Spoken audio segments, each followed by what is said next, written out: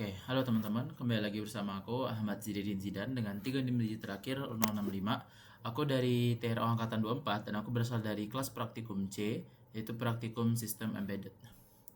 Baik, kali ini kita akan masuk ke pembahasan kita terkait arsitektur RTOS, di mana kita akan membedah sistem operasi waktu nyata dari paradigma dasar hingga implementasi hardware-nya, di mana nanti aku akan menggunakan ESP32 dan STM32. Oke, yang pertama kita mulai aja. Yang pertama itu dari evolusi eksekusi, di mana itu ada super loop dengan multitasking konkuren. Oke, nah di sini bisa teman-teman perhatikan itu bentukan eksekusi sekuensial atau blocking itu seperti berikut dengan adanya delay wait sensor seperti ini. Dengan eksekusi konkuren atau non blocking itu blocking itu seperti ini teman-teman. Nah, RTOS itu tidak membuat CPU lebih cepat, melainkan mengoptimalkan waktu tunggu dengan mengalihkan kontrol ke task lain yang siap dieksekusi. Seperti itu. Nah, di sini kita tuh kan udah membahas perjalanan lengkap mulai dari paradigma dasar sistem operasi waktu nyata hingga bagaimana implementasinya secara langsung pada hardware populer seperti STM dan SP32. Nah, selanjutnya kita masuk aja coba ke slide keduanya terkait matriks keputusan kapan harus beralih ke RTOS. Itu. Nah, ada pertanyaannya, yaitu seperti ini, kapan tuh kita misalkan harus meninggalkan bare metal dan beralih ke RTOS?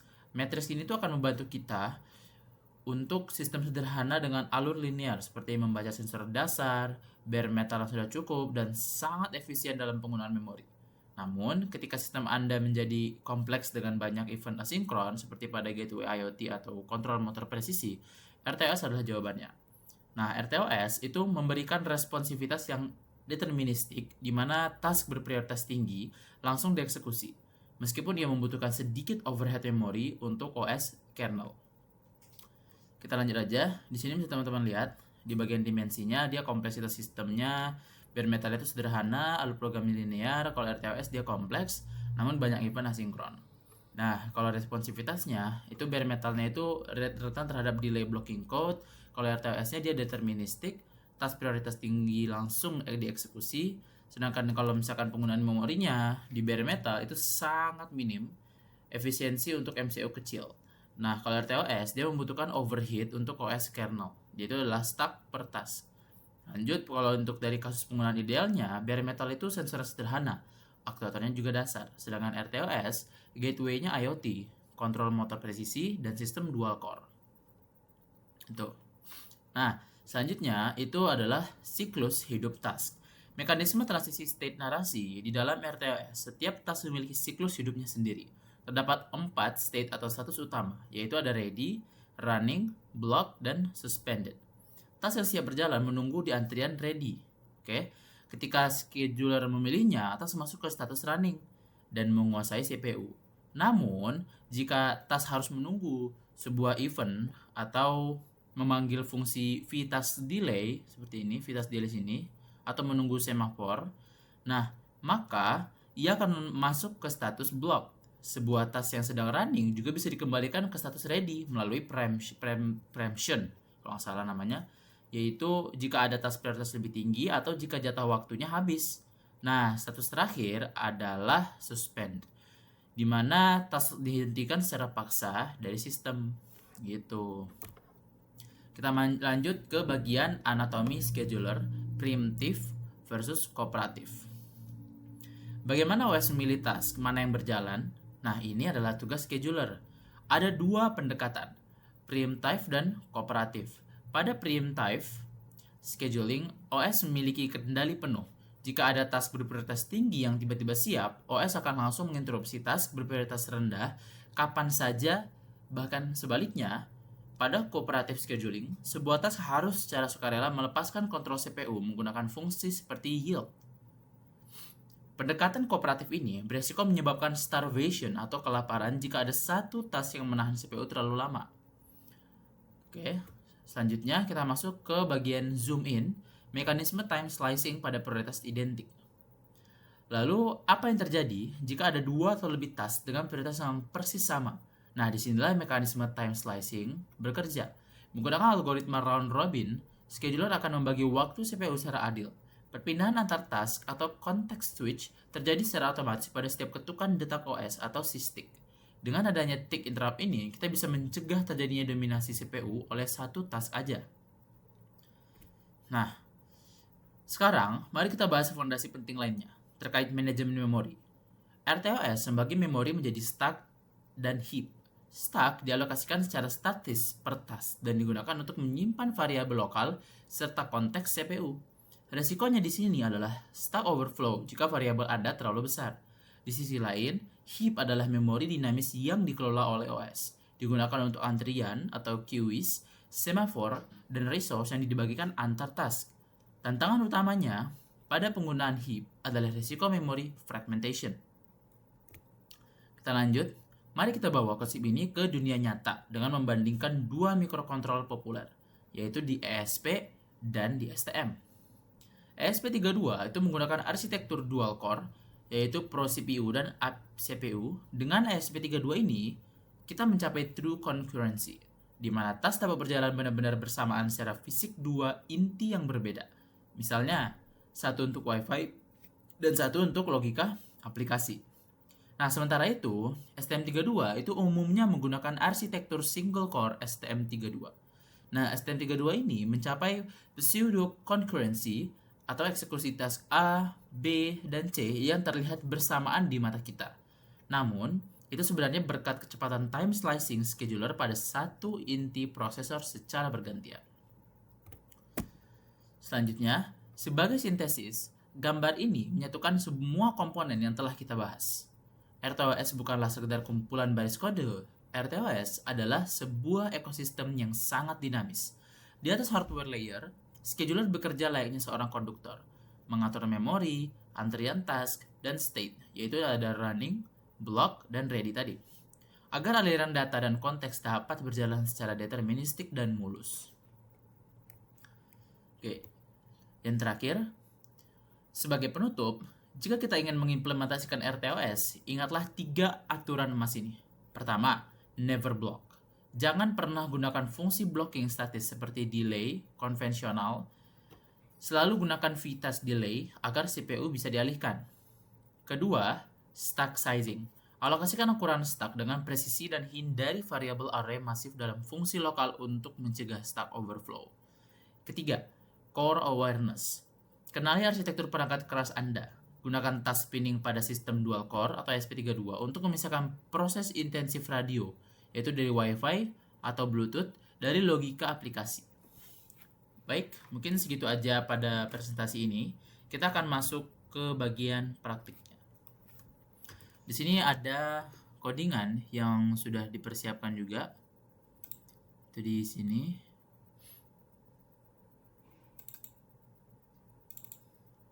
Ini decodingan di ESP32 dulu ya.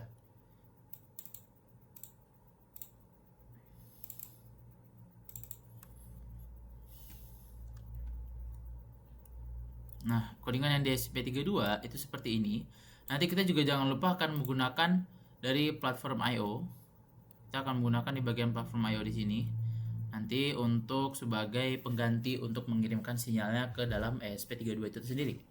Nanti di sini kita menggunakan include studio, include string H, FreeRTOS, FreeRTOS task H, dan lain sebagainya. Ini bisa kita buka aja langsung dari sini aja ya, mungkin. Kita masuk ke new window file. Kita buka filenya yang baru aja.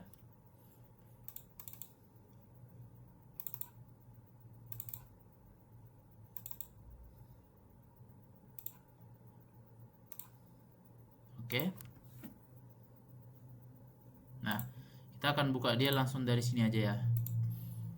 Yaitu dari bagian modul FreeRTOS task. Nah, di sini kita menggunakan ESP32, maka kita akan masuk ke bagian mainnya dan kita akan mengambil platform I/O-nya itu yang di sini. Nah, di sini kita menggunakan main C. Ini udah ada bagiannya. Dimana variabel globalnya itu digunakan untuk referensi task dari luar, berguna untuk suspend, resume, delete atau query info task. Di sini ada static task handle, di mana dia akan menghandle task LED 1. Ini ada static task handle X task 2. Dimana dia akan menghandle task untuk LED 2. Dimana ada static task handle, dimana dia akan menghandle monitor task. Nah, ini ada bagian static volatile ini digunakan untuk counter tracking dari aktivitas task. Lalu ada time step awal program, bentukannya seperti ini, static int64t start time os all. Lalu ada kita menggunakan fungsi helper, di mana dia ada add brief, di mana add brief ini digunakan mendapatkan waktu elapsed dalam milidetik sejak program mulai. Return ini akan menggunakan waktu dalam milidetik.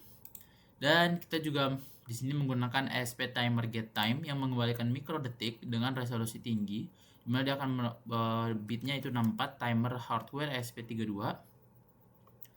Di sini kita menggunakan, di sini jelaskan juga ya, FreeRTOS task itu memiliki beberapa state, di mana state-nya itu ada e-running, di mana itu sedang dieksekusi CPU, e-ready siap dieksekusi dan menunggu giliran, ada e-block menunggu event, di mana dia akan delay, semaphore dan lain sebagainya. Lalu ada e-suspended, disuspend secara manual, e-deleted yang sudah dihapus tapi belum dibersihkan idle task-nya. Nah, di sini kita menggunakan switch state, kasusnya itu e-running, ready, block, suspend, dan deleted. Lalu kembali ke default. Seperti itu, kita menggunakan berbagai API FreeRTOS untuk query info task, di mana kita menggunakan PC task get name, yaitu nama task dengan maksimal 16 karakter di SP atau EDF, dan juga US task priority get, yaitu adalah sebagai prioritas sekarang. Lalu UX task get stack height watermark sebagai sisa stack minimum, E task get started stack saat ini. Lalu ada X task get affinity core assignment SP32 SMT specific. Di bawahnya ada banyak ya. Di sini lumayan lengkap dari FreeRTOS sendiri. Di sini ada task function, di mana setiap task FreeRTOS adalah fungsi dengan signature, yaitu void task function. Parameter PV parameter memungkinkan passing data ke task saat pembuatan. Task harus berisi infinite loop atau menghapus dirinya sendiri dengan v-task delete. Nah, pentingnya di sini adalah task tidak boleh return. Jika task selesai tanpa delete, behavior undefined, biasanya crash gitu. Berikut adalah codingannya ya. Oke. Itu ini ada paling bawah, membuat task 2 LED 2 itu blink, prioritasnya itu akan lebih rendah. Walaupun prioritas lebih rendah dari task 1 dan task 2 tetap berjalan karena satu, kedua task menggunakan task delay sehingga sering block. Saat task 1 block, scheduler menjalankan task 2. Pada SP32 dual core, keduanya bisa berjalan truly paralel. Kemudian di sini ada app main-nya, ini adalah entry point utama SPIDF application, dipanggil oleh FreeRTOS setelah sistem boot.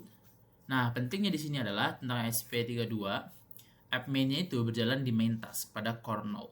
Main task memiliki prioritas 1 dan stack-nya itu 8KB default. Setelah app main return, main task dihapus otomatis, kita perlu membuat task sendiri sebelum return. Gitu. Seperti ini, platform IO-nya juga seperti ini ya. Kita menggunakan platform IO project configuration, di mana platform SPIDF-nya kita menggunakan di sini NFSP32 developer untuk modulnya. Nah, ini SPLO ini beda-beda ya. Kalau misalkan nanti kita juga bisa menggunakan ini disediain. Cuman biasanya kalau nggak salah aku tuh dan teman-teman menggunakan yang ini aja gitu. Platformnya, boardnya SP32D, platformnya seperti ini, dan monitor speednya sebesar 11.052 seperti itu. Oke, sekarang kita masuk aja ke bagian video percobaannya. Di sini kita ada video percobaan dari RTS task-nya, di mana ini adalah percobaan pertama. Bisa teman-teman lihat terlebih dahulu. Di sini kita build, sukses ya. Lalu kita upload. Setelah sukses, kita upload aja. Lalu kita cek di bagian monitornya. Uploadnya juga ada sukses ya. Nah, tampilannya pun akan seperti berikut.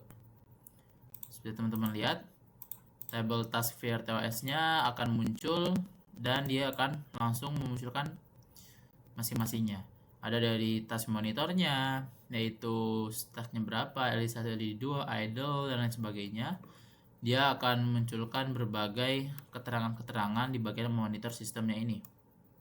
Di sini tulisan monitor sistem, atas task basic, uptime explorative, dan jumlah tasnya 5 dan lain sebagainya. Oke, dia langsung berjalan. Tuh, dia langsung tetap menambahkan informasi terbaru. Dia akan langsung informasi heap VRTOS-nya digunakannya sebagai berikut: tersisa segini, minimumnya segini, tombol PA0 dilepas, dan sebagainya. Tuh, bisa teman-teman lihat, dia langsung update dan update terus. Ini yang kita gunakan komponen-komponen seperti berikut. Tuh, kalau misalnya kita tekan, nanti keterangannya pun akan muncul. Misal kita tekan, nanti dia akan memunculkan keterangan. Tuh, PA0 nya ditekan seperti itu. Tuh, ditekan. Ketika kita tekan ya, ketika kita lepas, PA0 nya akan memunculkan keterangan kalau dia dilepas seperti itu. Oke, sekarang kita lanjut ke percobaan yang kedua. Nah, ini rangkaian yang kita gunakan seperti berikut.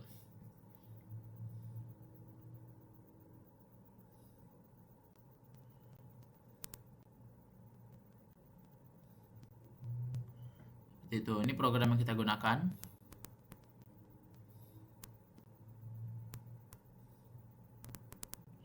Kita build dulu, terus kita upload. Buildnya sukses, kita upload. Nah, kita lihat prosesnya. Ini yang ESP tadi ya.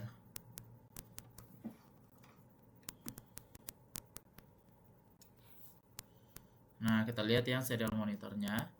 Nah, dia akan muncul seperti ini. Nah, keterangan di LED-nya nyala mati, dia akan memunculkannya seperti itu. LED merah nyala mati, dimana dia akan memunculkan kelembabannya sebagai berikut, suhunya sebagai berikut. Oke.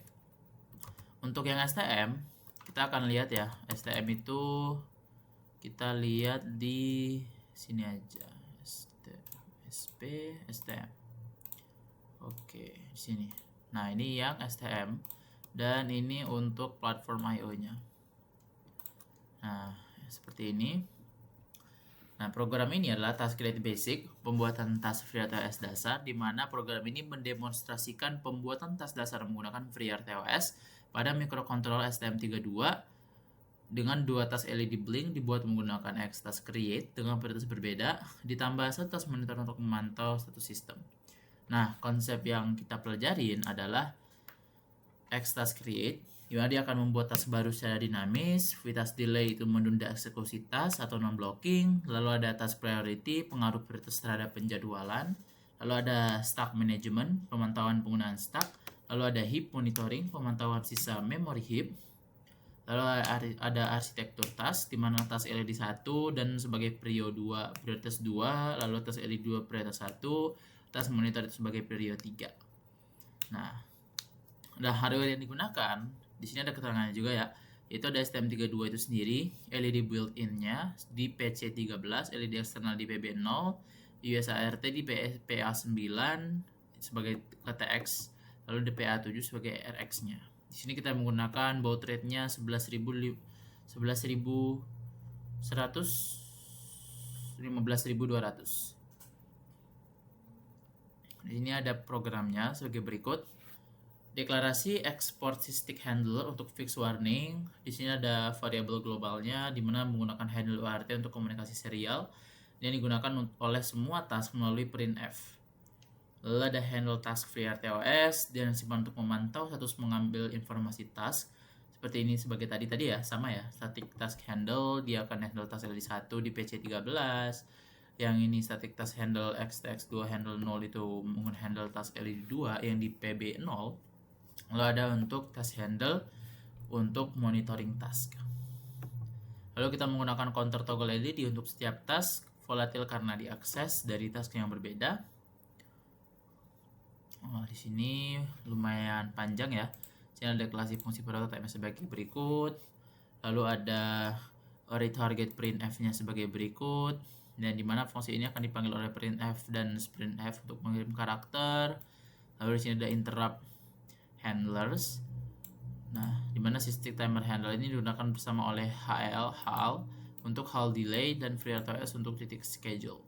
Untuk tick schedule, handler ini akan memanggil kedua fungsi, di mana satu hal ticknya itu sebagai increment counter hal, export tick handle itu FreeRTOS jika hanya scheduler aktif, di mana ini ada juga hook function FreeRTOS, di mana hook malloc violate-nya itu dipanggil oleh kernel FreeRTOS ketika pf port malloc-nya itu gagal mengalokasi memori, yang biasanya karena heap penuh, dan aksinya itu akan mematikan semua LED, cetak error, dan loop selamanya. Seperti itu. Di sini kita juga menggunakan memory statis untuk idle task. Ketika config support static allocation 1, FreeRTOS memerlukan callback ini untuk mendapatkan buffer memori bagi idle task. Idle tasknya itu berjalan ketika tidak ada task lain yang siap dieksekusi. Seperti ini, ini nggak dipakai ya. Inisialisasi UART dengan konfigurasinya sebagai berikut. Jadi mana nanti UART1 terhubung ke APB2 sehingga dapat mencapai baud rate tinggi dengan error rendah. Lumayan panjang ya untuk yang STM32 nya. Seperti itu. Ini platform yang digunakan. Yang jelas berbeda banget karena kita pasti menggunakan STM32 Blue Pill. Di sini platformnya STM32, boardnya Blue Pill F130 F103C8, frameworknya STM32 Cube, upload protokolnya menggunakan ST-Link, debug toolnya menggunakan ST-Link juga, dengan monitor switch sebesar 115.200, build flagnya sebagai berikut. Ini untuk menjaga-jaga jika kita menggunakan STM32 yang beda lagi, yang berbeda seperti itu. Oke, sekarang kita lanjut ke bagian percobaan 3 sebagai variasinya. Percobaan variasinya sebagai berikut. Ini rangkaian yang kita buat.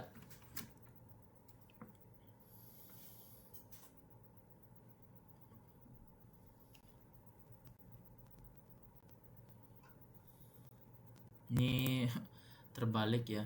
Coba kita buat dulu dia terbalik ini. Sebentar.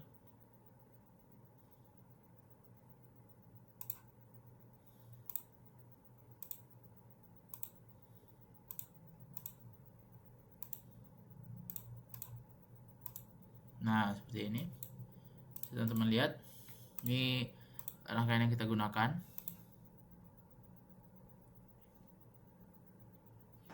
Ini menggunakan SP32. Ini programnya sebagai berikut. Ini udah kita upload, langsung udah kita build dan langsung diupload. Ini kita colokkan juga. Kita build dulu. Kalau misalkan buildnya udah selesai, nanti kita upload.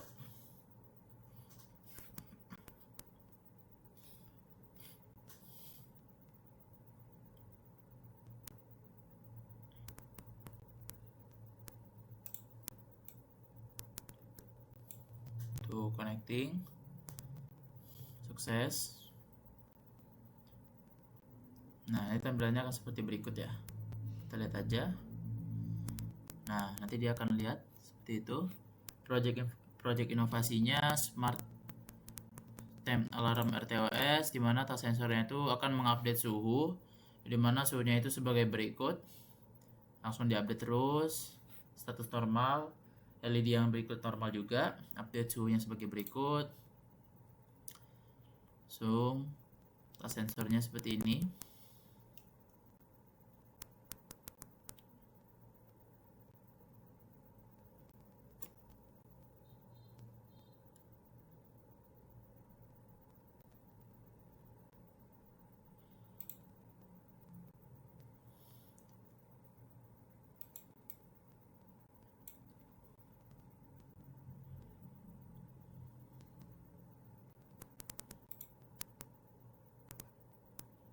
Nah, jika misalkan dia udah di atas 27 derajat, statusnya akan mendapatkan bahaya kalau misalkan dia di atas dan lampunya akan berkedip-kedip.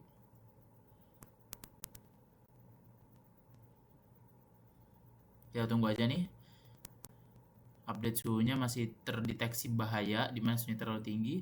Nanti ketika udah turun kembali ke bawah, maka update suhunya akan kembali normal. Seperti itu. Oke. Mungkin segitu aja yang bisa aku sampaikan pada materi terkait FreeRTOS kali ini. Terima kasih sebelumnya. Sampai bertemu di video berikutnya.